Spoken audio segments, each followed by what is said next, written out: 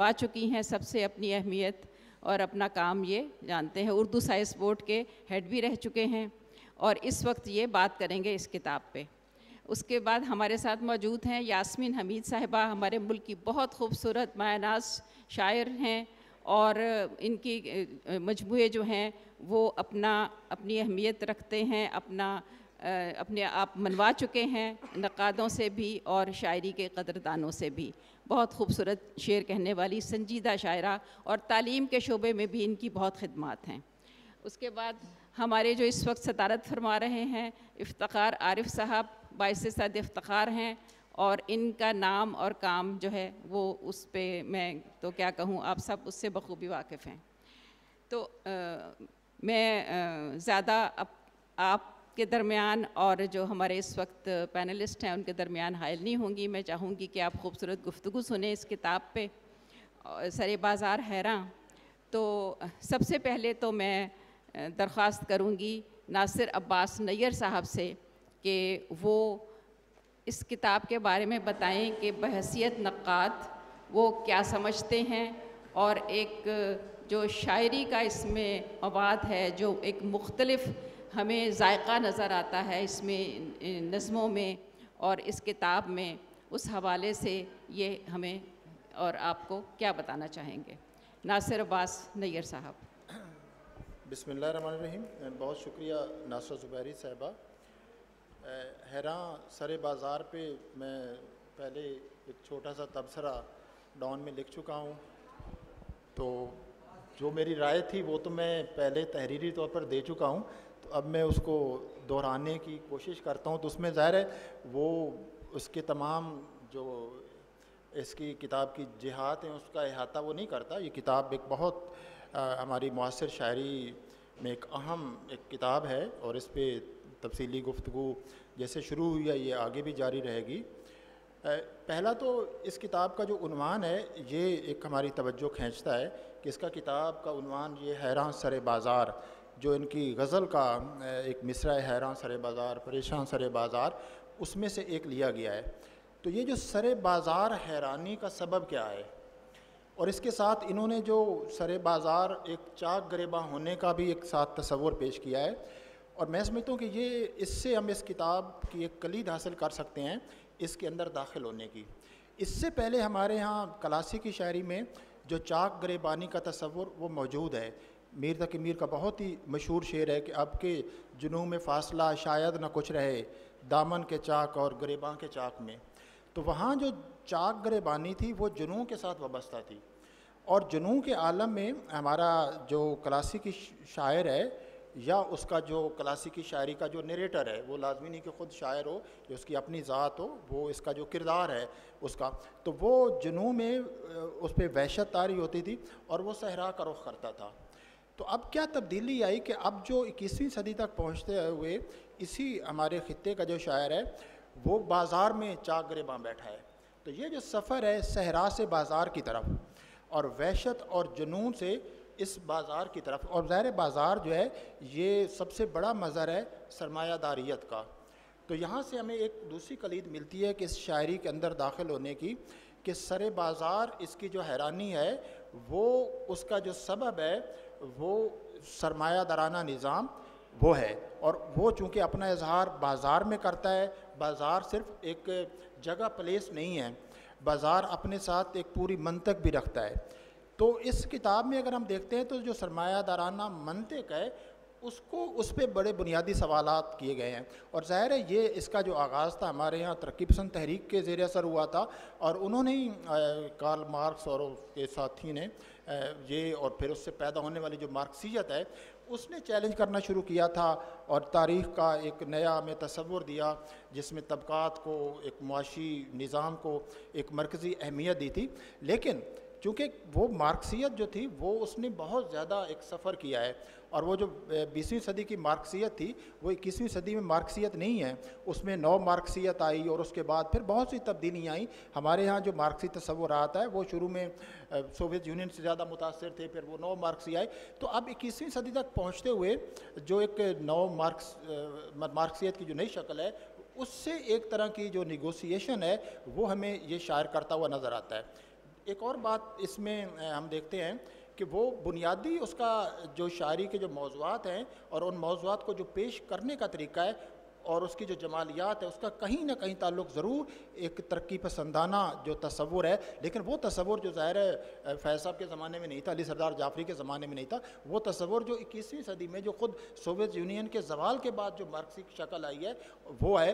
اس میں ایک چیز جو میں سمجھتا ہوں کہ حارث خلیق صاحب نے بطور شاعر ایک دیکھی ہے، چونکہ وہ خود صرف شاعر نہیں ہے، وہ ایک فکر رکھنے والے اور ایک باقاعدہ نظریہ رکھنے والے اور سوچنے والے ایک مفکرانہ مزاج بھی ایک رکھتے ہیں، لہٰذا انہوں نے مسائل کو سمجھا ہے اور انہوں نے ایک طاقت دریافت کی ہے، اور وہ طاقت ہے آرٹ کی پاور۔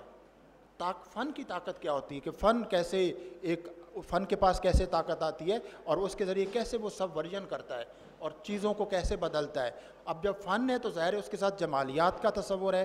اگر ہم اردو ادب کی تاریخ دیکھیں تو شروع میں جو ہماری ترقی پسند تحریک تھی اس میں جمالیات پہ اتنا فوکس نہیں تھا، وہ رفتہ رفتہ بعد میں آیا، اور جب آیا تو پھر وہ انہوں نے کچھ کلاسیکی جمالیات سے استفادہ کیا، اور کچھ ایک جیسے ممتاز حسین نے پوری یہ کتاب مارکسی جمالیات پہ لکھی، ایک مارکسی جمالیات کا ایک نیا خاکہ مرتب کرنے کی کوشش کی۔ تو کل جس طرح ڈاکٹر نجیبہ کہہ رہی تھی کہ کیا جدید اردو جو ہماری شاعری ہے اس کی نئی شعریات بنانے کی ضرورت ہے، تو ہم یہ اعتراف کرنا چاہیے کہ ہمارے یہاں جو ترقی پسند شاعر تھے وہ انہوں نے ایک نئی جو جمالیات ہے اور جو ایک نئی شاعری کی شعریات ہے وہ وضع کرنے کی کوشش کی ہے، اور یہ آپ کو اس کتاب میں بھی نظر آئے گی۔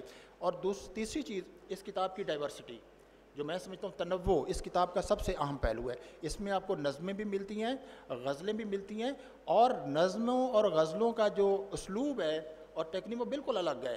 غزلیں کلاسیکی مزاج کی ہیں، میر کی طرف ان کا خاص طور پر جو ایک رجحان نظر آتا ہے، اور میر کی جو شعریات ہے اس کو ایک نئے زمانے میں اس کی بازیافت کی صحیح نظر آتی ہے، لیکن جو نظمیں ہیں جو زیادہ تر افتادگان خاک سے متعلق ہے، رشیدہ ڈومنی پر نظمیں ہیں، عثمان مسیح پر نظمیں ہیں، یعنی وہ لوگ جو ایک ہمارا پسا ہوا طبقہ ہے اور جس کو کبھی اس سے ہمدردی کی جاتی ہے، لیکن اس کو شاعری کا موضوع ظاہر آغاز بھی ہمارے ہاں اگرچہ نذیر اکبر آبادی تک جاتا ہے، لیکن اس طبقے کو جس طرح ترقی پسند شاعروں نے پیش کیا لیکن درمیان میں پھر وہ ختم ہو گیا، تو اب وہ اس کو لے آتے ہیں۔ لیکن اہم بات یہ نہیں ہے کہ وہ اس رشیدہ ڈومنی پر نظم لکھی گئی، اہم بات یہ کہ وہ نظم لکھی کیسے گئی، وہ کیسے لکھی گئی، میرے خیال میں پھر بعد میں اس پہ گفتگو کروں گا۔ جی بہت شکریہ ناصر صاحب۔ یقیناً آپ نے جو تجزیہ کیا ہے مختصر وقت میں لیکن بہت جامع تجزیہ کیا ہے، یہ جو بازار ہے سرمایہ دارانہ جو اس وقت سسٹم ہے اس کا بازار آپ نے بتایا، اور اس میں شاعر جو ہے جو کہ ایک حساس دل رکھتا ہے اور سوچ رکھتا ہے وہ حیران کھڑا ہے۔ اچھا، حیرانی کا لفظ بھی اردو شاعری میں ایک بہت مختلف بہت وسیع معنی رکھتا ہے، اور حیرانی جو ہے وہ ویسے تو اب یہ ہے کہ دنیا جس طرف جا رہی ہے، جس طرح سے پرتیں جو ہیں وہ کھلتی چلی جا رہی ہیں ہر چیز کی، ہر چیز معلوم ہوتی جا رہی ہے نامعلوم سے معلوم کی طرف، تو اس میں حیرانی کا عنصر کم سے کم ہوتا جا رہا ہے، لیکن اس کے باوجود بھی شاعر جو ہے وہ اپنی معصومانہ فطرت اور اپنی ایک ایسی فطرت جو حساس ہے اس میں رہ کے جب وہ یہ حیران ہو کے دیکھتا ہے کہ یہ ہو کیا رہا ہے، تو میرا خیال ہے کہ وہ سرمایہ دارانہ نظام کا جو انجام ہے اس کو دیکھ کے حیران ہو رہا ہے، جس میں وہ ماشکی جو ہے وہ بھی اپنی پھٹی ہوئی مشک لے کے پانی بھر رہا ہے، ایک چوڑا جو ہے وہ صفائی بھی کر رہا ہے، اور اس طرح کے جو پسا ہوا طبقہ ہے اس کو لے کے آگے چل رہا ہے۔ اب میں درخواست گزار ہوں محترمہ یاسمین حمید صاحبہ سے کہ وہ یقیناً وہ بہت اچھا تجزیہ کرتی ہیں اور بہت اچھے مقالے پڑھتی ہیں، وہ اس کتاب کو کس نظر سے انہوں نے دیکھا ہے اور وہ اس پہ کس زاویے سے گفتگو کریں گی۔ یاسمین حمید صاحبہ۔ خواتین و حضرات، میں نے میری مختصر تحریر ہے اس کتاب پہ، بہت ہی مختصر ہے، لیکن میں اس لیے چاہتی ہوں کہ میں اسے پڑھ دوں تاکہ ایک جامع بات آپ تک پہنچے۔ تو میں آپ کی اجازت سے چند بہت مختصر ہے، تھوڑی دیر میں مکمل ہو جائے گی۔ تقریباً 15-16 برس پہلے حارث خلیق کی کتاب عشق کی تقویم میں کے ذریعے میرا ان کی شاعری سے جب تعارف ہوا تھا تو ان کی کرداری نظموں نے مجھے متاثر کیا تھا۔ میرے خیال میں یہی نظمیں حارث خلیق کو اپنے ہم عصروں میں ممتاز کرتی ہیں۔ ان کے منتخب کردہ کردار رشیدہ ڈومنی، صابرہ نورین، نعمت اللہ سعید بنگش وغیرہ سب کے سب اس معاشرے کے بہت مانوس کردار ہیں۔ یہ سب ہمارے روزمرہ کے مشاہدے میں موجود ہیں، لیکن ان کے وجود کو، ان کے ہونے کو ایک مؤثر تخلیقی نقش میں تبدیل کر دینا بڑی فنکاری کا کام ہے، جسے حارث خلیق بڑی سہولت اور خوبی سے کر گزرتے ہیں۔ حارث خلیق کے ہم عصروں میں چند اور شاعر بھی ایسے ہیں جنہوں نے کامیاب کرداری نظمیں لکھی ہیں۔ حارث کی تخصیص ان کے کرداروں کا مخصوص سماجی پس منظر ہے۔ تنویر انجم نے اپنی نظموں کے کرداروں کو ان کے ذہنی اور تہذیبی پس منظر میں دیکھا ہے۔ ارشد معراج نے حقیقی کرداروں سے مکالمہ کیا ہے۔ حفیظ تبسم کے ہاں بھی تقریباً یہی صورت ہے۔ حارث خلیق کے کردار اصل میں موجود ہیں کہ شاعر نے ان کو سماجی اور طبقاتی صورتحال کو بیان میں لانے کے لیے خود خلق کیا ہے۔ یہ بات اہم نہیں ہے۔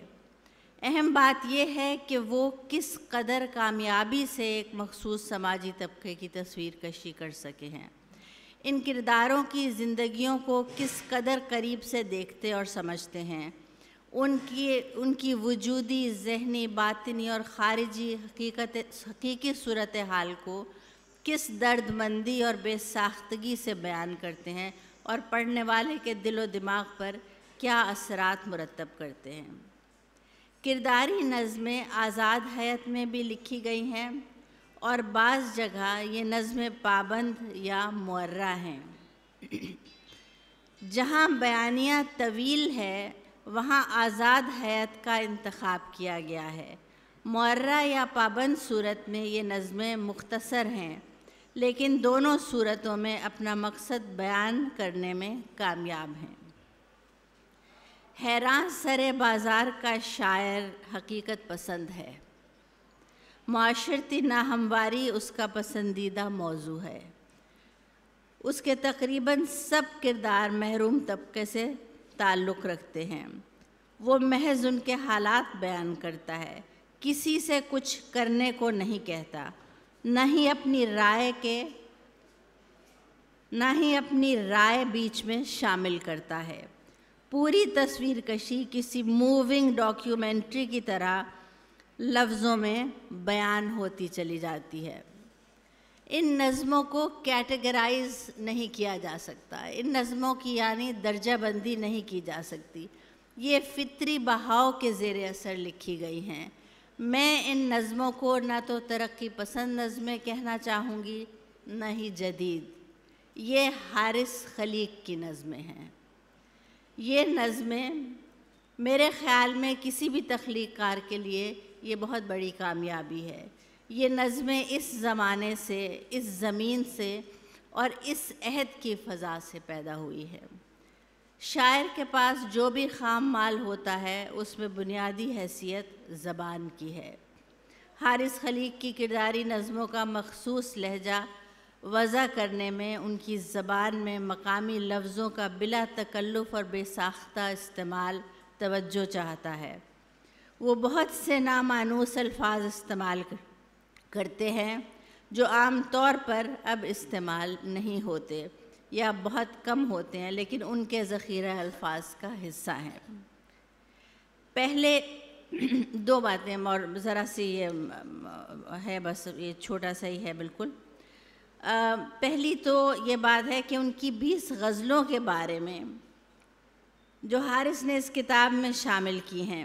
حارث کا بنیادی مزاج کلاسیکی یا روایتی نہیں ہے، ان کا مزاج مقامی ہے اور غنائی بحروں کی طرف جھکاؤ ہے، لیکن کلاسیکی شاعری کا گہرا مطالعہ ان کی شاعری میں جا بجا نظر آتا ہے، اور یہ ہمیں ان کی غزلوں میں بھی نظر آتا ہے. جہاں پر ان کی نظم میں فطری بہاؤ ان کی رہنمائی کرتا ہے، وہاں غزل میں ان کی رہنمائی ان کے شعور نے کی ہے، اور یہاں انہوں نے ایسے اسلوب کا انتخاب کیا ہے جو ان کی نظم سے یکسر مختلف ہے. اس کا تذکرہ پہلے بھی ہوا. ظاہر ہے ایسی چیزیں جو ہیں وہ سبھی ان کو محسوس کرتے ہیں اور نوٹ کرتے ہیں، اس کا تذکرہ بھی کرتے ہیں. آخر میں یہ کہ حیران سر بازار، اس ترکیب یا عنوان پر بھی دھیان ٹھہرتا ہے. اس ٹکڑے میں حیرانی کا تعلق کسی حال سے نہیں بن رہا.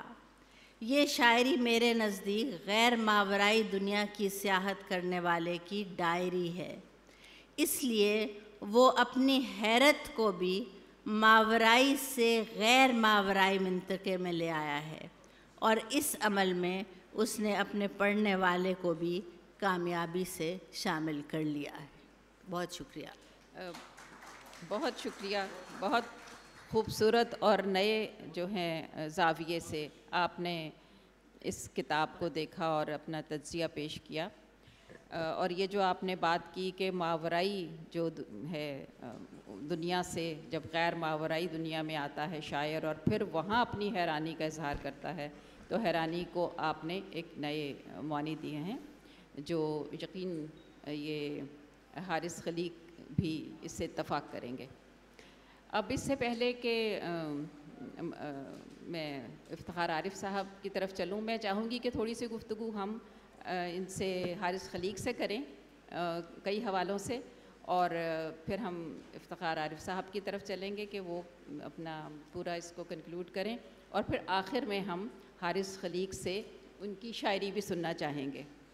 تو حارث، میں آپ سے یہ پوچھنا چاہتی ہوں کہ کوئی بھی شاعر جو ہے وہ جو ہماری کلاسیکی روایت ہے، جو ہماری جو فارسی سے آئی ہے، اردو کلاسکس سے آئی ہے، اور سبھی شاعر آج کے زمانے میں بھی اس سے مستفید ہوتے ہیں اور وہ ایک بیس ان کو اسی سے ملتی ہے، لیکن اکثر شاعر جو ہیں وہ اس دائرے میں پھنس کے رہ جاتے ہیں اور انہی چیزوں کی جگالی کرتے رہتے ہیں اور اس سے آگے نہیں نکل پاتے. یہ جو آپ نے مقامی الفاظ کا استعمال اور جو مقامی جو مسائل ہیں وہ ان کو آپ نے اپنی شاعری میں اچھی پوری طرح سے آپ نے استعمال کیا ہے، یہ اس میں کتنی شعوری کوشش ہے اور کتنا یہ آپ کے دل دماغ میں پہلے سے موجود تھا؟ جی بہت بہت شکریہ ناصرہ. ایک تو تمام جو یہاں اکابرین موجود ہیں، میری بڑی عزت افزائی ہے کہ وہ تشریف لائے، اور آپ تمام کا بھی بہت شکریہ جو محفل میں لوگ ہم میرے احباب اور برادران بزرگ اور بہنیں اور بھائی یہاں موجود ہیں. ایک گزارش یہ ہے کہ شعوری طور پر تو میرا نہیں خیال کہ کوئی کوشش ہوتی ہے، لیکن حالانکہ شعر اور شعور آپس میں بالکل یعنی ایک ہی لفظ ہے، روٹس اس کی وہی ہیں، لیکن جو ایک نظریہ فن اور ایک نظریہ حیات ضرور ہوتا ہے ہر تخلیق کار کا. جو اس بات سے گریزاں ہیں ان کا بھی ہوتا ہے، اور اس کی ظاہر ہے کہ میرا بھی ایک نظریہ حیات ہے، اور اسی نظریہ حیات جو ہے وہ نظریہ فن کی بنیادوں میں شامل ہے، اور شاید وہ نظر آتا ہے آپ کو. تو اور اس کا سیاست سے یا عملی سیاست سے براہ راست کوئی تعلق نہیں ہوتا، لیکن اس سیاسی شعور سے ضرور تعلق ہوتا ہے جو آپ کے سماج اور آپ کی دنیا کو بہتر کرنے کی ایک خواہش ہے، اس سے وہ تعلق رکھتا ہے، اور وہ رومانوی بھی ہو سکتا ہے اور وہ غیر رومانوی بھی ہو سکتا ہے. تو اور یہ جو زبانوں کی روایت کا میرے ہاں بہت احترام ہے. میں یہ بالکل نہیں سمجھتا کہ جو پہلے کہا گیا ہے یا لکھا گیا ہے، اور بڑا میں تو بہت پچھلی صف کا شاعر ہوں، تو اس کی تنسیخ کر کے اپنی عمارت یا اپنی بات کرنی چاہیے، یہ کوئی ضروری نہیں ہے.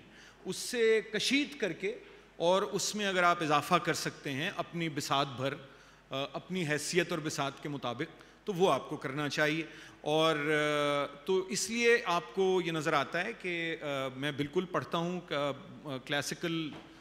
کلاسیکی ادب، اردو کا بھی اور دیگر جن زبانوں سے میں واقف ہوں ان کا بھی، باقی ترجمے میں پڑھتا ہوں، لیکن جو اس میں گنجائشیں پیدا کرنی چاہیے.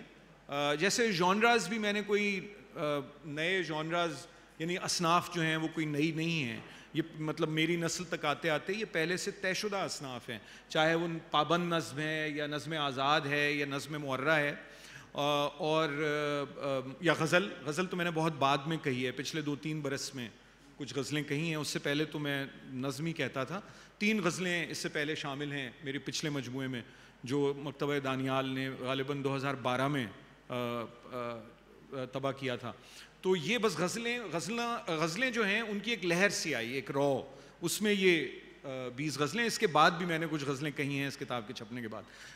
اور وہ ایک یعنی اس سلسلے میں آخری بات میں یہ عرض کروں کہ وہ تمام رنگ جو مقامی زبانوں کی آپ نے بات کی یا زمین کی بات کی، دیکھیے افتادگان خاک سے اگر آپ کا کوئی تعلق ہے تو خاک سے بھی تو تعلق ہونا چاہیے. تو یہ ایک آپ کو نظر آتا ہے. میں سمجھتا ہوں کہ یہ زبانیں ایسے ہی آگے بڑھتی ہیں، ان میں جب میل جول ہوتا ہے زبانوں میں جیسے لوگوں میں میل جول ہوتا ہے، تو جب انگریزی سے لفظ مستعار لیے جا سکتے ہیں تو سندھی، پنجابی اور پشتو سے کیوں نہیں لیے جا سکتے ہیں. تو یہ ایک ہاں، لیکن ان کا استعمال ایسے ہونا چاہیے کہ اس کا ابلاغ ہو سکے. تو وہ میری کوشش ہوتی ہے کہ وہ ہو جائے ابلاغ.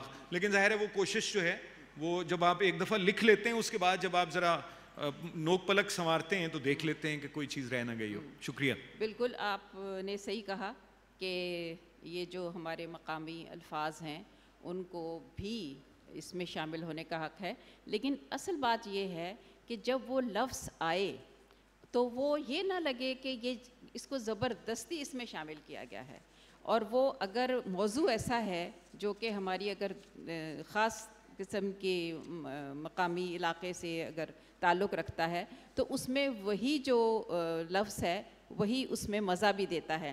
جیسے مجھے اس میں معاشقی کا لفظ بڑا اچھا لگا، کیونکہ جنہوں نے دیکھا ہے یہ کلچر کہ معاشقی جو ہے وہ اپنی وہ چمڑے کی وہ مشق لے کر اور وہ کس طرح سے وہ پانی گھروں میں بھرا کرتے تھے، تو اس کو انہوں نے یاد رکھا اور انہوں نے اس کو استعمال کیا. تو اس طرح سے اگر وہ لفظ اوپرا نہ ہو، غیر ضروری نہ لگے، اس میں ٹھونسا ہوا نہ لگے، تو وہ لفظ جو ہے وہ اس اپنی جگہ بنا لیتا ہے اور وہ پھر دل پہ اثر بھی کرتا ہے. میں اب آنا چاہوں گی محترم افتخار عارف صاحب کی طرف کہ وہ دیکھیں کہ وہ سب سے اچھے انداز سے اور بہتر انداز سے یہ بتا سکیں گے کہ جو باتیں ہم کر رہے ہیں وہ اس میں ان کا اپنا تجزیہ کیا کہتا ہے، ان کے اپنے زاویے کے حساب سے حیراں سر بازار کیا ہے. بسم اللہ الرحمن الرحیم. بہت ہی محترم ناصر عباس نیر صاحب، یاسمین، حارث، ناصرہ، بہت ہی اچھی گفتگو ہوئی اور اللہ کا شکر ہے کہ کتاب پر گفتگو ہوئی اور ادھر ادھر بھاگنے کی کوشش اس طرف والوں نے بھی نہیں کی اور اس طرف والوں نے بھی نہیں کی. یہی حال آج کل ہے کہ بائیں بازو والے بھی اور دائیں بازو والے بھی مل کے چل رہے ہیں. کوئی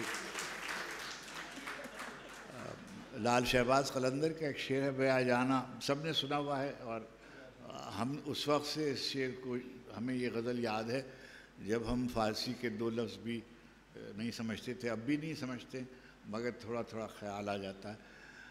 بے جانا تماشا کن کہ در انبوہ جا بازاں، بست سامان رسوائی سر بازار می رقصم. سر بازار می رقصم کا مطلب وہ سا رقص بھی ہے، لیکن اس سے زیادہ یہ ہے کہ جو جس کی طرف حارث نے اشارہ کیا، حیراں سر بازار، پریشاں سر بازار. ناصر نے بازار کا بہت ہی عمدہ تجزیہ کیا.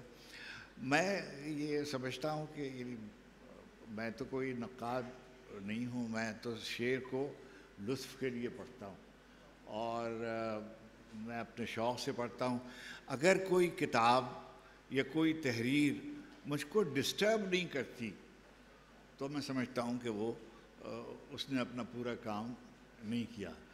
حیراں سر بازار ایک ایسی کتاب ہے، میں بالکل ذمہ داری سے کہہ رہا ہوں کہ موجودہ زمانے میں جو کتابیں شعر کی چھپتی ہیں کم و بیش، یعنی میں یہ تو نہیں کہتا کہ میں سب پڑھتا ہوں، لیکن اپنے ہمعصروں کو، اپنے بڑوں کو اور اپنے بعد آنے والوں کو میں پڑھتا ہوں، اور اس لیے کہ ان سے بھی سیکھتا ہوں اور یہ بھی دیکھتا ہوں کہ ہمارے بعد والے جو لوگ ہیں ان کا سفر کون سی طرف کو جا رہا ہے اور ان کے موضوعات کیا ہیں اور ان کی زبان کیا ہے. حارث کی یہ جو کتاب ہے جب سے یہ شائع ہوئی ہے اس پہ بہت گفتگو ہو رہی ہے. اس میں میں ان کی ذاتی وجاہت وغیرہ کا قصہ بیچ میں لانا نہیں چاہتا، اس لیے وہ بالکل ایک بے سبب و بے وجہ بات ہے. جب ہم کسی شاعر پر، کسی ادیب پر گفتگو کریں تو ہمیں یہ دیکھنا چاہیے کہ اس کتاب کے متن میں کیا ہے، 2 جلدوں کے بیچ جو لکھا ہوا ہے وہ کیا ہے، وہ کیا کرتے ہیں، کہاں سے آئے ہیں، ان کا منصب کیا ہے، ان کا مرتبہ کیا ہے. یہ بالکل ایک لایانی اور بے معنی سی بات ہے. سمجھنے کے لیے شاید اس کی ضرورت پڑتی ہو کسی زمانے میں بیٹر انڈرسٹینڈنگ، مگر بذات ہی متن اگر آپ کو متوجہ نہیں کرتا تو پھر اس کی شاعری میرے لیے بیکار. آج کل نہیں، ہمیشہ سے کوئی زمانہ ہو جیسے حارث نے کہا، ہو ہی نہیں سکتا کہ کسی شاعر کا اور کسی ادیب کا کوئی مطمع نظر نہ ہو، دنیا کے بارے میں اس کا کوئی خیال نہ ہو، اپنے لوگوں کے بارے میں ممکن ہے کہ وہ ان کو اپنا کمی سمجھتا ہو. جاگیردارانہ مزاج رکھنے والے یا فرض کیجئے سامراجی نظام رکھنے والے جو لوگ ہیں ان کا بھی ایک نقطہ نظر ہے زندگی کے بارے میں اور حقائق کے بارے میں اور نظام اقدار کے بارے میں. تو یہ تو ہے نہیں، کوئی شخص بھی ہو آپ، اب وہ بڑا شاعر، اچھا شاعر، منفرد شاعر وہ ہوتا ہے جس کی کتاب پڑھ کر آپ اس کے بارے میں جان سکیں کہ یہ کس طرح کا آدمی ہے. اگر ہمیں کتاب تعارف نہیں کراتی حارث خریق سے تو وہ ایک چیتھڑا ہے اور اس کی کوئی وقت نہیں ہے. اگر میں یہ نہ سمجھ سکوں کہ حارث کے نزدیک کون سی چیزیں، کون سی قدریں، کون سے مسائل ہیں اور کون سی ان کی زندگی کی ترجیحات ہیں، وہ زندگی کو کس طرف سے دیکھتے ہیں. تو حارث کا بنیادی کنسرن جو ہے وہ پسماندہ طبقے کے لوگ ہیں. میں پچھلے 2 دن سے ایک لفظ دیکھ رہا ہوں، ناصر عباس نیر صاحب یہاں بیٹھے ہوئے ہیں، سامنے میرے انجمن ترقی اردو کے صدر بیٹھے ہوئے ہیں. یہ مجھے بتائیں، میں نے تو پچھڑے ہوئے لوگ سنا تھا، اب میں مسلسل پچھڑے ہوئے لوگ سن رہا ہوں. اچھا ممکن ہے وہ پچھڑ گئے ہوں، یعنی ممکن ہے کہ ان کو پچھاڑ دیا گیا ہو اور وہ پچھڑ گئے ہوں، مگر میرے خیال میں پچھڑے لوگ زیادہ، یعنی اس کو ہندی والے اس کو دلت کہتے ہیں، اور جو ان کا ریچڈ آف دا ارتھ کا جو طبقہ ہے اس کو وہ دلت ساہتیہ کہتے ہیں. وہ ان کا ایک ژانر ہے. ان کی کتاب آپ پڑھیے تو ان کے کئی ابواب ہیں. کچھ ابواب وہ ہیں کہ جو ان کی زندگی میں ان پر اثر انداز ہوئے، ان کا تذکرہ ہے. ہمارے ایک بزرگ، ہمارے دوست، ہمارے بھائی اور بہت ہی لائق پاکستان کے ایک لکھنے والے مشیر انور صاحب پر ان کا ایک خاکہ ہے اور ایک نظم، یعنی ایک نظم نما خاکہ ہے. واحد بشیر صاحب ہمارے یہاں بہت ہی ترقی پسند فکر کے ایک بڑے نمائندے کے طور پہ جانے جاتے ہیں، ان پر ان کی ایک نظم ہے. مگر وہ شخصی خاکے اس طرح کے نہیں ہیں. وہ اصل میں ان کی محبت جو ہے وہ ان لوگوں سے ہے جو کسی نہ کسی طرح دنیا کو خوبصورت دیکھنا چاہتے ہیں، دنیا کو بہتر دیکھنا چاہتے ہیں. چنانچہ خیر کا وہ تصور جو ان کے ہاں ہے وہ ترقی پسندانہ ہے. یہ جو بات ناصر نے شروع میں کہی کہ جو ماڈرن مارکسسٹ جو ہیں، یہ جو نو مارکسیت ہے اس میں ریوائز کیا گیا ہے. پہلے جو ایک ڈاکٹرین کہلاتا تھا گورکی کے زمانے کا، ژدنوف ڈاکٹرین. اس میں یہ تھا کہ ایک ایجنڈا دے دیا جاتا تھا کہ یہ ہے، آپ لوگوں کو، غریبوں پہ نظم لکھیں، آپ کسان پر نظم لکھیں، اور آپ یہ لکھیں اور وغیرہ وغیرہ. مگر جمالیات کا عنصر اس میں سے غائب ہو جاتا تھا. چنانچہ جو شروع کے ترقی پسند شاعر تھے ان میں یہ بہت دیر یہ وبا رہی اور ابھی تک رہی. لیکن جو چیزیں باقی رہ جانے والی وہ ہوتی ہیں جو دیرپا ہوتی ہیں اور اپنے زمین سے جڑے ہوئے لوگوں کے بارے میں ہوتی. اب یہ جو مقامی اور علاقائی زبانیں ہیں ان کا لفظ بھی متروک ہونا چاہیے، اس لیے کہ جو مثلا سندھی زبان ہے، اب سندھی زبان علاقائی زبان نہیں ہے. سندھی زبان ایک بڑی زبان ہے، آپ کی اردو زبان سے قدیم زبان ہے. یا فرض کیجئے اگر بلوچی زبان ہے، یعنی مثلا اگر آپ فرض کیجئے اردو کی جو عمر ہے، یہ میں اس میں کوئی تفریق وغیرہ نہیں کرنا چاہ رہا ہوں. میں صرف ایک بات کہنا چاہ رہا ہوں کہ بعض لفظ جو ہیں وہ ایک طرح سے رعایتی نمبر دے کر آپ جو پاس کرتے ہیں، یہ رویہ مناسب نہیں ہے. ان لوگوں کو آپ کہتے ہیں کہ یہ علاقائی زبانیں ہیں، یہ درست بات نہیں. اچھا، انہوں نے اس میں پنجابی کی شاعری بھی شامل کی ہے. میں آپ سے، مجھے حیرت ہوئی کہ حارث کی پنجابی نظم کا جو محاورہ ہے وہ بالکل اسی روایت میں ہے. انہوں نے کہا بھی ہے کہ شاہ حسین اور امرتا پریتم، مثلا اس میں بہت سے لوگ آتے ہیں. پاکستان میں ایک ہمارے بزرگ تھے احمد راہی، ترنجن والے شاعر، پنجابی کی. اچھا، اب میں تو بالکل پنجابی زبان کو جتنا سمجھنا چاہیے اتنا نہیں سمجھتا ہوں، لیکن جو بزرگوں کو، کہ بلے شاہ کو یا شاہ حسین کو یا باہو کو میں پڑھتا ہوں اور سمجھنے کی کوشش کرتا ہوں. اسی طرح سے شاہ سائن پر ان کی ایک نظم ہے، کمال نظم ہے.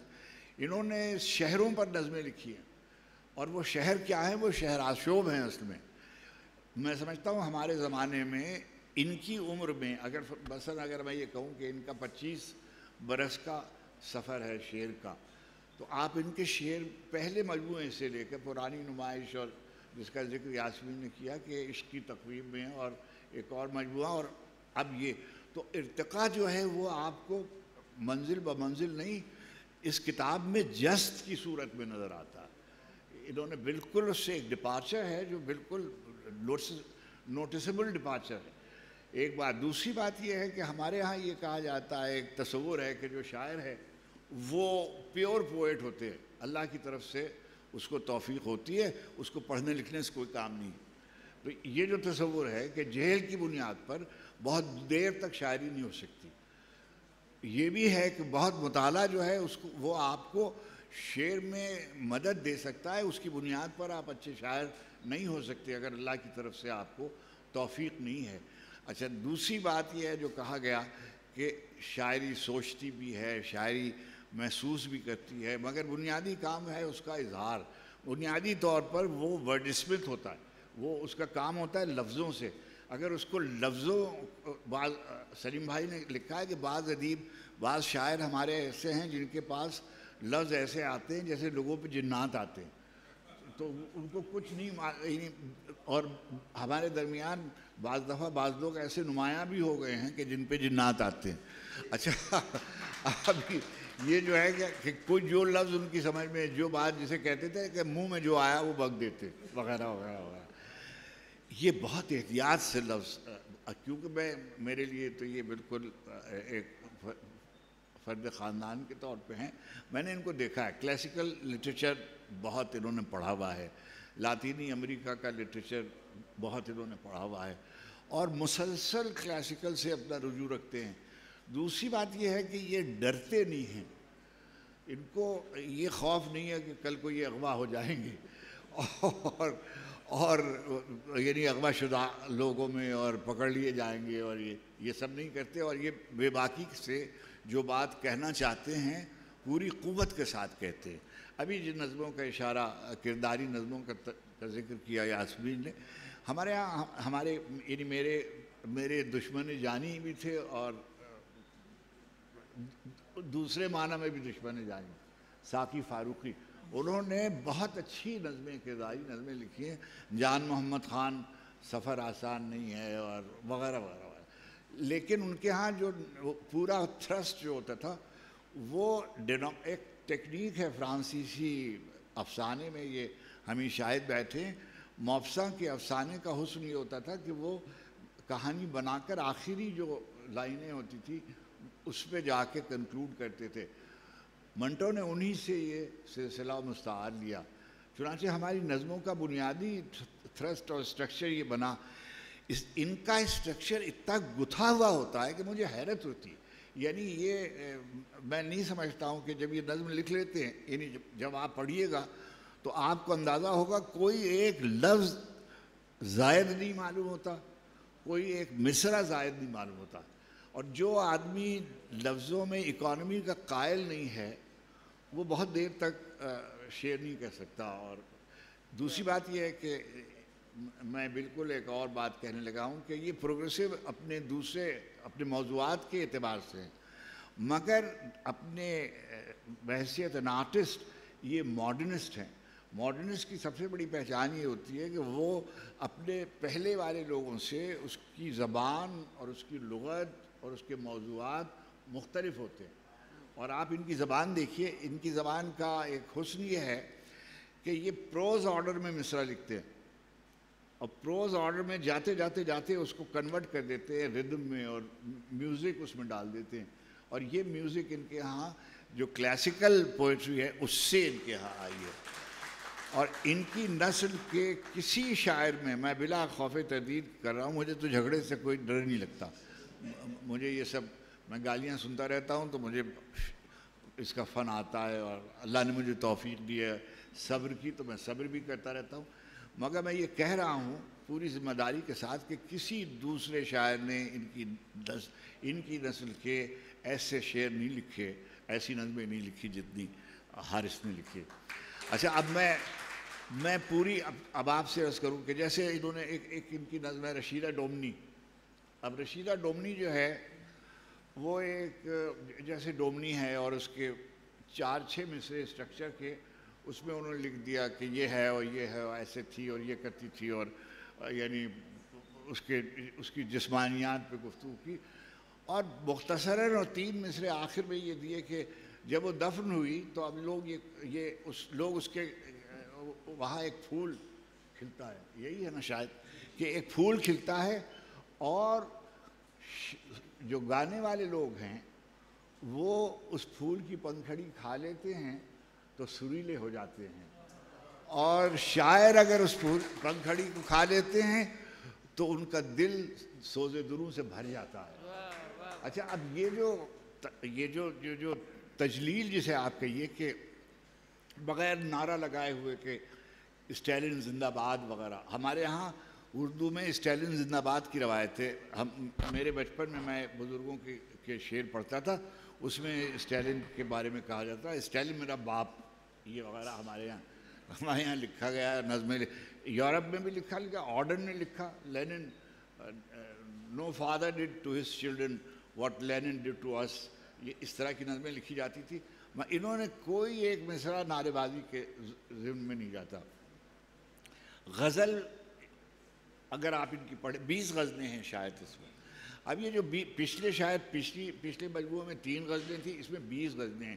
اس پہ انہوں نے ہم لوگوں کو شرمندہ کرنے کے لیے، یہ جب ہماری محفلیں ہوتی ہیں تو اب یہ غزلیں پڑھتے ہیں، اور کلاسیکل لٹریچر بے حد پڑھتے ہیں۔ یعنی میں آپ سے بلا اس کے کہہ رہا ہوں، کسی ان کی محبت میں نہیں کہہ رہا ہوں، اس لیے کہ اگر کوئی آدمی خراب شعر کہہ رہا ہو اور میں اس کے بارے میں اس کی تعریف کر دوں تو آپ یہ سمجھیے کہ میں سمجھتا ہوں کہ یہ روح بھی کبھی کبھی کوڑی ہو جاتی ہے۔ جسم تو کوڑی ہوتے ہیں مگر روح کوڑی ہو جاتی ہے۔ اگر آپ کسی کے علم کی، کسی کی توفیق کی، کسی کی شعری جوہر کی تعریف نہ کریں تو روح بھی کوڑی ہو جاتی ہے۔ اور مجھے کبھی بات نہیں ہوئی یہ کہنے میں کہ بھائی کیسے لوگ، اس کے ایسے مصرے ہیں آپ کے، ایسے شعراشوں میں۔ ایک نظم ہے ان کی فرخ سیر پر، جعفر زٹلی پر ایک نظم۔ جعفر زٹلی ہمارے ایک شاعر تھے جو حج میں کہتے تھے، اور انہوں نے مغل شہنشاہوں میں ایک آدمی تھا فرخ سیر. تو فرخ سیر جو تھے اس نے لکھا کہ سکہ زد کیا بھائی کیا ہے موٹو مٹر پیر کیا شاہ تسمکش وہ اس نے کھال کھچوا لیتا تھا اور بہت ہی ظالم بادشاہ تھا. جب یہ بات فرخ سیر کو یہ خبر پہنچی تو فرخ سیر نے اس کی زبان کھچوا لی. میں آپ سے گزارش کروں گا کہ ابھی جب یہ پڑھیں گے تو میں ان سے گزارش کروں گا کہ یہ نظم پڑھیں. انہوں نے اس میں ایک لفظ استعمال کیا, میں آپ پڑھیے گا اس نظم کو, بھئی ابھی پڑھیں گے. میں سمجھتا ہوں کہ اردو کی جدید شاعری میں وہ نظم اگر یہ کچھ اور نہ بھی لکھتے تو وہ نظم کافی تھی. انہوں نے اس میں ایک لفظ استعمال کیا ہے, وہ جب یہ پڑھیں گے تو آپ کو اندازہ ہوگا. اس میں اتنی اس کے خلاف نظم ہے اور اس کو بھڑوا کہہ کے مخاطب کیا ہے کہ فرخ سیر نے جعفر زٹلی کی گردن میں موری بنا کر اس کی زبان کھچوا لی تھی, اور میں گدی سے یہاں جسے آپ پیچھا کہتے. اور ایسی نظم ہے کہ آپ بس اسے پڑھتے رہیے. ایسی ہے ہر نظم میں ترقی پسند. یہاں بہت سے لوگ بیٹھے ہوئے ہیں, ایک فیشن ہو گیا تھا کہ ادھر ترقی پسند ہوا نہیں اور اس نے خدا کا انکار کیا نہیں, فوراً خدا کا انکار اور مذہب کا انکار اور وغیرہ وغیرہ. ان کے ہاں یہ صورت احوال ہے کہ یہ اپنے فکری نظریے کے باوجود کے ساتھ اپنی تہذیب اور اپنی روایت سے جڑے ہوئے ہیں. میں ان سے آج حضرت زینب کا یوم ولادت ہے, اور میں ان سے کہوں گا کہ وہ نظم بھی یہ ضرور پڑھیں جو انہوں نے شہروں کے حوالے سے بعض تاریخی واقعات پر بے مثال نظمیں لکھی ہیں. جناب زینب پر بھی ایک نظم لکھی ہے. تو میں بہت ہی مبارکباد دیتا ہوں. میں ان کے بارے میں ارندھتی رائے نے ایک لفظ حال میں کوائن کیا, اور آزادی میں لٹریری ایکٹیویزم, تو جو لٹریچر کو یہ امانت سمجھتے ہیں خلق خدا کی اور اپنی زمین کی اور پسماندہ طبقے کی, اور اپنے لفظ کو اس کے لیے استعمال کرتے ہیں. اور ایسے شاعر جو لفظ کو خلق خدا کی امانت نہیں سمجھتے, میرے نزدیک وہ کرتب بازی کرتے ہیں, شاعری نہیں کرتے. میں بہت مبارکباد دیتا ہوں. بہت سبحان اللہ. ایسی گفتگو جس میں علم کا دریا بہہ رہا ہو تو دل نہیں چاہتا کہ وہ ختم ہو. کتنا کچھ ہم نے اس گفتگو سے حاصل کیا ہے یہ آپ سب جانتے ہیں اور ہم بھی. اب باری ہے کلام شاعر بزبان شاعر. وقت آپ کے پاس ہیں 10 منٹ سے زیادہ ہے. اچھا, تو آپ 10 منٹ سے 10 منٹ ہیں تقریباً. 10 سے زیادہ ہیں. اچھا, یا بہت بہت شکریہ. میں یہ چند نظموں کی طرف اشارہ ہوا ہے, میں اس میں سے 10 منٹ میں تو کئی 2-3 چیزیں سنائی جا سکتی ہیں, تو 15 منٹ ہے. 15 منٹ ہے, آپ سنائیے. اچھا, یہ تو میں شروع اسی سے کرتا ہوں. یہ جو چونکہ یہ کتاب میں اس میں سے کچھ نظمیں آپ پہلے کراچی میں سن چکے ہیں KLF کے مشاعروں میں, تو ایک اس نظم سے میں شروع کرتا ہوں. رشیدہ ڈومنی, یہ اس کتاب میں پہلی نظم ہے. ان احباب سے معذرت جنہوں نے کئی بار یہ سنی ہوئی ہے.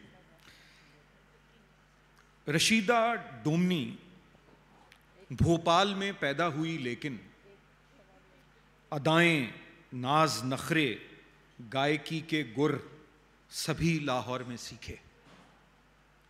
لڑکپن اور جوانی انترے استھائی مکھڑے مرکیوں کی نظر کر دی, پھر سوا اس پر زباں دانی جگر اور داغ کی غزلیں ہوں یا اختر پیا کے گیت, اشارے اور کنائے رمز اور معنی دلوں پر دھیرے دھیرے کھلتے جاتے.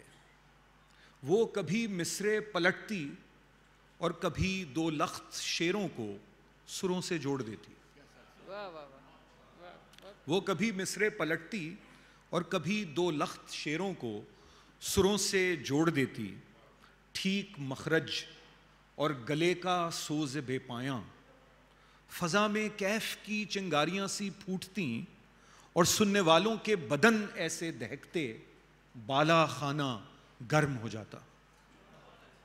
محلے کی پرانی نائنوں اور دھوبنوں سے اس نے بنیادی سی پنجابی تو سیکھی، دسترس استاد کالے خان کی صحبت سے آئی۔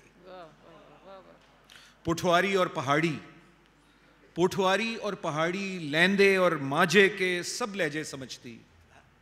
شام جب ڈھلتی وہ ٹپے، ماہیے، دوہڑے، کھنکتی بولیاں اور ہوکے بھرتی کافیاں کچھ اس طرح گاتی کہ ساندل اور نیلی بار تک اڑتے پرندوں کے پروں میں بجلیاں سی کون جاتی۔ گر کبھی بیمار پڑتی، شہر کا موسم بدل جاتا اور اس کو چاہنے اور سننے والے دال، سالن، روٹیاں خیرات کرتے۔ جب طبیعت کچھ سنبھلتی، سبز برقع اوڑھ کر وہ پاک دامن بیبیوں کی قبر پر جاتی۔ رشیدہ ڈومنی گزری، پرانی نائنوں اور دھوبنوں کی بیٹیوں نے اس کے چہلم تک نہ کنگھی کی نہ چولھیں عاشقوں کو دور رکھا۔ شہر میں اس سال بارش بھی بہت برسی۔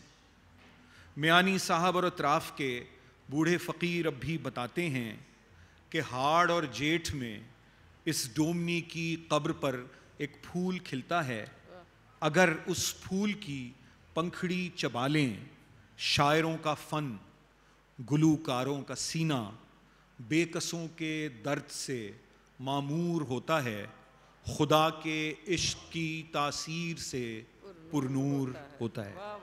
بہت یہ اس نظم کا عنوان ہے سلامت ماشکی۔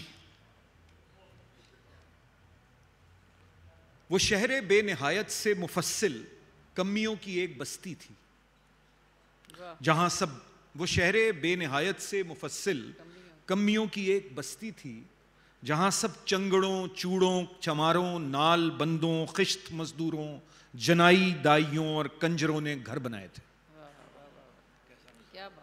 وہ شہر بے نہایت سے مفصل کمیوں کی ایک بستی تھی جہاں سب چنگڑوں، چوڑوں، چماروں، نال بندوں، خشت مزدوروں، جنائی دائیوں اور کنجروں نے گھر بنائے تھے۔ مسیحی، بالمیکی اور مسلم ساتھ رہتے تھے۔ سلامت ماشکی بستی میں پانی بیچتا تھا، چنگڑوں اور کنجروں کے چھوکروں سے تنگ رہتا تھا جو پیسے مار لیتے تھے۔ مسافر ہو کوئی تو ایک بوتل مفت تھی، ماں نے کہا تھا۔ چودھری منظور کے آبائی کھیتوں میں لگے برمے سے پانی لے کر آتا تھا جو بستی سے ذرا ہی فاصلے پر تھا۔ اگر برمے کی بوکی ٹوٹ جاتی، بلدیہ کے زنگ خوردہ پمپ تک دھوپوں میں جانا کس قدر کھلتا، مگر پانی میں روزی تھی، سو پینڈا کاٹنا پڑتا۔ پرانے کتھئی پکے ہوئے چمڑے کی موٹی مشق تھی، لیکن سلائی جا بجا ادھڑی ہوئی تھی جس سے پانی رستا رہتا تھا۔ سبحان اللہ مراسی کا بڑا لڑکا جب اس کی نو بیاہتا لاڈلی بیوی کو لے بھاگا تو وہ شب بھر بہت رویا، مگر پھر یہ خیال آیا چلو اچھا ہوا، ایک جی گھٹا اور ذمہ داری کم ہوئی میری۔ سلامت ماشکی گرچہ مسیحی تھا مگر ایک ماشکی تھا۔ سلامت ماشکی گرچہ مسیحی تھا مگر ایک ماشکی تھا۔ کربلا والوں سے اس کو ایسی نسبت تھی، محرم میں کبھی جب دوستوں میں بیٹھتا کہتا جو میں ہوتا تو بھر بھر مشق پانی لے کر آتا، اور اگر برمے کی بوکی ٹوٹ جاتی پمپ تک جاتا۔ ہوا بربادیوں کی چل پڑی تھی، ہوا بربادیوں کی چل پڑی تھی، شہر کی وحشت مفصل بستیوں تک آ گئی تھی۔ بالمیکی اور مسیحی گھر جلائے جا رہے تھے۔ 2.5 مرلے کا سلامت ماشکی کا تنگ کوٹھا، مشق بستر، چارپائی، ٹین کا صندوق، برتن، کچی لکڑی کی سلیب اور دال چاول، گھی، شکر، مرچیں، نمک، چائے کی پتی، کل اثاثہ جل رہا تھا۔ پانی لینے چنگڑوں اور کنجروں کے چھوکرے دوڑے۔ مگر ناکام واپس آئے. سب کچھ جل چکا تھا. چودھری منظور کے آبائی کھیتوں میں لگے برمے کی بوکی گھس چکی تھی, بلدیہ کے پمپ میں پانی نہیں تھا. میرا خیال ہے جی آپ سنائیے. ایک آپ نے اچھا یہ نظم جعفر زٹلی جی, اور پھر وہ آخر میں جو دمشق 680, بس 2 نظمیں میں اور آپ کی خدمت پیش کرتا ہوں, وقت ہمارے پاس کم ہے. یہ جعفر زٹلی کا کردار سے یہاں تو چونکہ سب بہت ہی فاضل لوگ اس مجلس میں موجود ہیں, وہ جانتے ہیں وہ اردو کے پہلے ریزسٹنس پوئٹ ہیں ایک طرح سے, اور وہ جو ہجو لکھتے تھے یعنی لیمپونری جو کرتے تھے, جو نوجوان دوست یہاں بیٹھے ہیں ان کے لیے, تو وہ لیمپونری جو کرتے تھے تو اس میں وہ گالیاں دیتے تھے. تو میں نے اس نظم کے علاوہ کہیں اور کوئی یعنی مبتذل زبان استعمال نہیں کی, مگر جعفر زٹلی کا موضوع ایسا تھا کہ اس میں فرخ سیر کو منہ بھر کے گالی دینا اندر سے آئی. تو وہ میں اس کی پیشگی معذرت کرتا ہوں اگر کسی کے یعنی سما خراشی ہو, لیکن وہ بالکل آخر میں ہے, تو باقی نظم پہ بھی ذرا دھیان دیجیے گا. جعفر زٹلی. پھٹے زرد کرتے کے پیوند بھی چھی رہے, پھٹے زرد کرتے کے پیوند بھی چھی رہے ہیں, انگرکھا ہے چیکٹ. اے جعفر زٹلی جو تیرے پجامے میں موری ہے کس نے بنائی. مصاحب وفادار شوخی سے اپنے تئیں شاہ کا بول بالا کیے جا رہا تھا. دکن اور دلی میں پنجاب میں ہزل گوئی کا ماہر بنا پھر رہا ہے. ٹھٹھول اور پستی جو کمزات ارزل رعایا سنے اور سنائے, کوئی شعر ایسا کہا جس کی ذلے سبحانی سے بھی داد پائے. رہے نام اللہ کا جان کی کیا امان اب میں پاؤں, جو میرے پجامے میں موری ہے بالکل کھلی ہے, مگر شاہزادوں کے اور شاہ کے سر میں جو موریاں خود خدا نے بنائیں وہ سب بند ہیں. دونوں کانوں میں کوئی بھی سسکی کوئی آہ, ارزل رعایا کے بچوں کی چیخیں بڑوں کی کراہ, خرخراہٹ کی ایسی صدائیں کہ جو چرمی تسموں سے گھونٹے گئے باغیوں کے گلوں سے اٹھیں.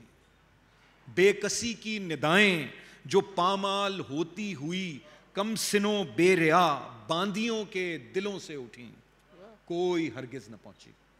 سو یہ کان اور یہ موریاں بند ہیں. شاہ کی ناک کے دونوں نتنوں میں کٹروں سے کوچوں سے دن رات اٹھتا تعفن پہنچتا نہیں ہے. کثافت کے ڈھیر اور ابلتی ہوئی نالیاں ہیں. کجی مفلسی اور زبوں حالیاں ہیں. غلاظت سے یہ سلطنت اس طرح سے بھری ہے, نئی جان لیوا وبا روز ارزل رعایا کے سر پر کھڑی ہے. مگر شاہزادوں کی اور شاہ کی ناک میں عود و عنبر بسے ہیں, سو یہ ناک اور یہ موریاں بند ہیں. جب یہ دیکھا تو اس نامراد آدمی نے یہ سوچا کہ دلی میں شاہوں کی بیگار تھالی سے ہرگز نہیں ہے بھلی, اور خاموش رہنے سے بھی موت کب ہے ٹلی.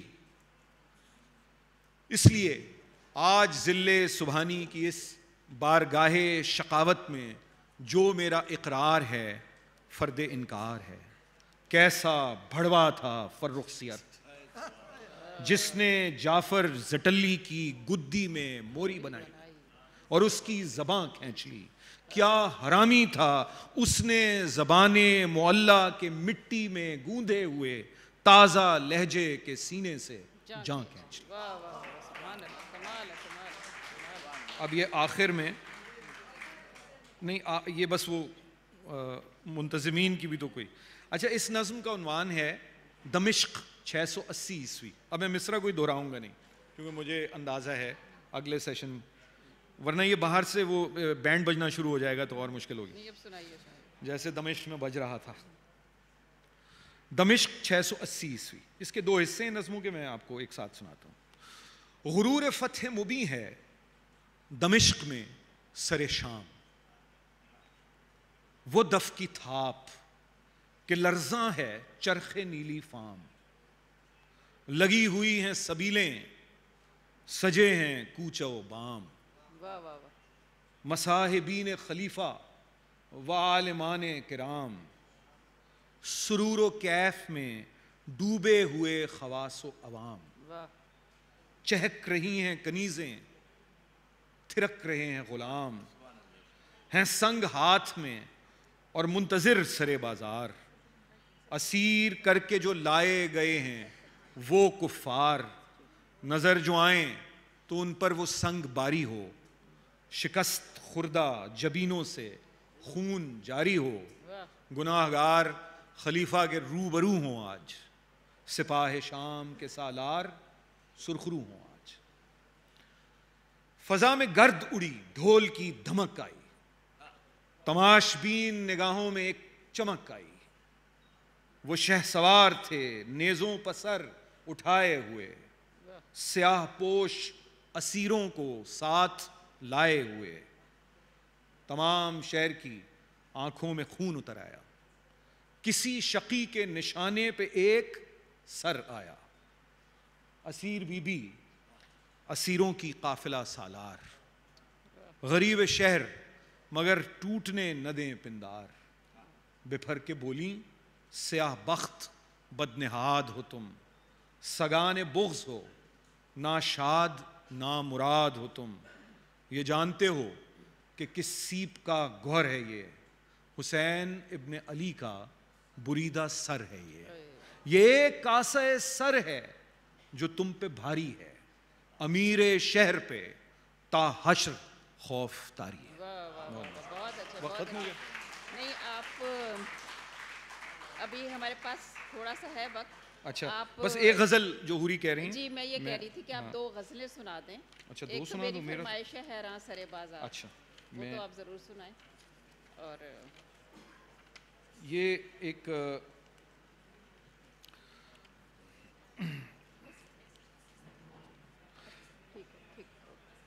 اچھا، خوشی کی خبر یہ اس پر بزد ہے پھر غنیم۔ ہاں حارث، میں یہ بتانا چاہ رہی ہوں کہ خوشی کی خبر یہ ہے کہ اگلا سیشن جو ہے وہ دیر سے سٹارٹ ہوگا۔ اچھا، لیکن ہم تو باقی لوگ تو گھنٹے بھر سے بیٹھے ہیں۔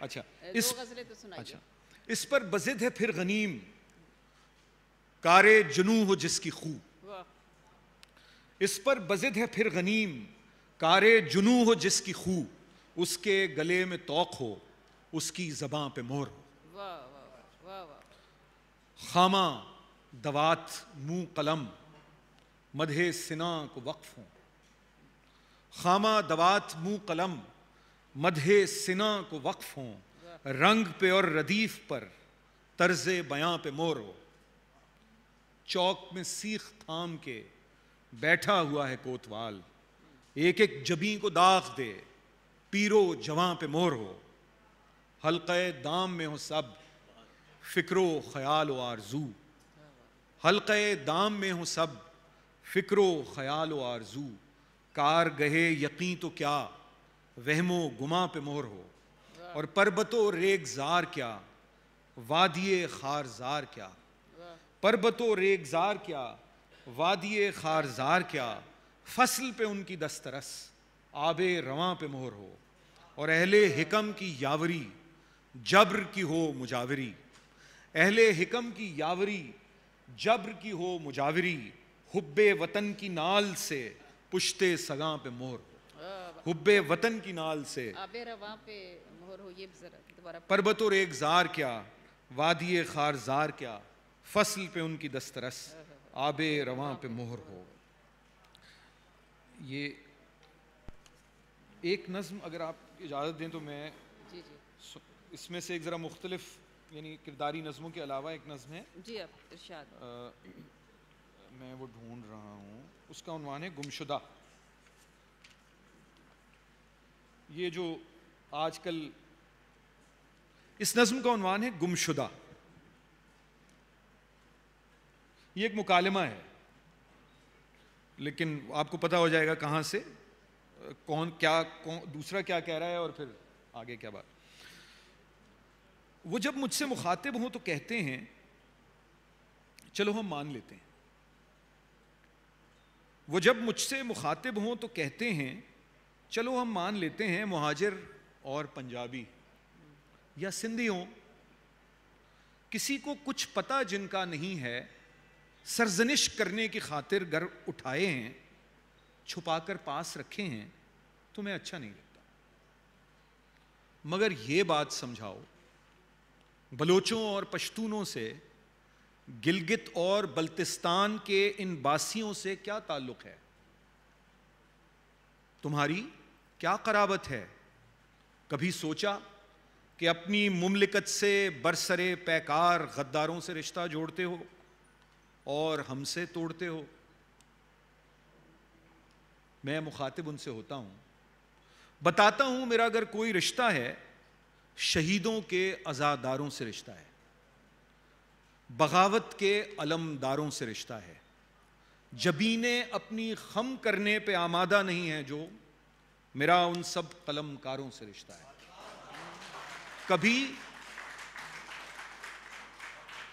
کبھی جب کوئی گم ہوتا ہے مجھ کو، اپنی نانی یاد آتی ہیں، خلا میں گھورتی وہ ملگجی آنکھیں کہ جن میں موت تک اس شام کا منظر نہ دھندلایا، وہ امرتسر کا خون آشام اسٹیشن اور ایک بچی کا گم ہونا، میرا آنکھوں میں اٹکے سب جگر پاروں سے رشتہ ہے، کہیں کے ہوں کہاں بھی ہوں جو گم ہیں آج، ان کے سارے غمخاروں سے رشتہ ہے۔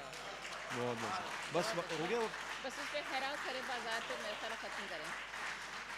تالیاں جی جی بج گئی ہیں۔ بہت میں اچھا۔ اچھا آخر میں ایک 199 آخری آپ کی خدمت میں جو ناصرہ نے حکم دیا ہے کہ جو جس سے اس کتاب کا عنوان قائم کیا گیا ہے، حیراں سرے بازار، پریشاں سرے بازار، بیٹھا ہوں کیے چاک غریباں سرے بازار، کل ان پہ کھلے گا کہ یہی تھا وہ کھرا سچ، کل ان پہ کھلے گا کہ یہی تھا وہ کھرا سچ، کہتے ہیں جسے آج یہ ہزیاں سرے بازار، بہت اچھا۔ کچھ مول نہیں لیتا بڑھاتا ہے فقط دام، کچھ مول نہیں لیتا بڑھاتا ہے فقط دام، آتا ہے لیے حشر کا ساما سرے بازار، اور مجھ پہ نہ پڑی اس کی اچٹتی سی نظر بھی، مجھ پہ نہ پڑی اس کی اچٹتی سی نظر بھی،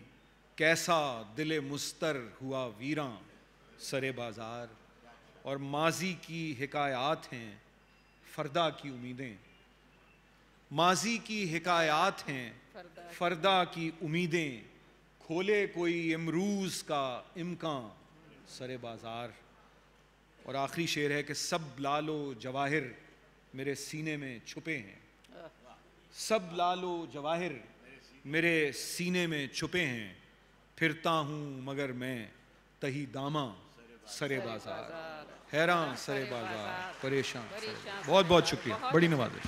بہت خوبصورت اور اتنا اچھا کلام آپ سب نے بھی سنا، ہمیں سننے کو ملا، اور گفتگو بھی بہت خوبصورت رہی۔ میں اپنے مہمانوں کا شکریہ ادا کرنا چاہوں گی، ناصر عباس نیر صاحب، یاسمین حمید صاحبہ، ہمارے محترم افتخار عارف صاحب، اور اس کے ساتھ ظاہر ہے کہ جن کی کتاب جو صاحب کتاب ہیں حارث خلیق صاحب، اور کتاب جو ہے وہ موجود ہے، آپ میں سے جو لینا چاہیں تو پڑھنا چاہیں تو آپ لے سکتے ہیں۔ اور ہاں بس اس کے ساتھ ہی مجھے اجازت دیجیے کہ اس پروگرام کو ہم ختم کریں، تاکہ اس کے بعد والا جو ہے سیشن اس کا آغاز کیا جا سکے۔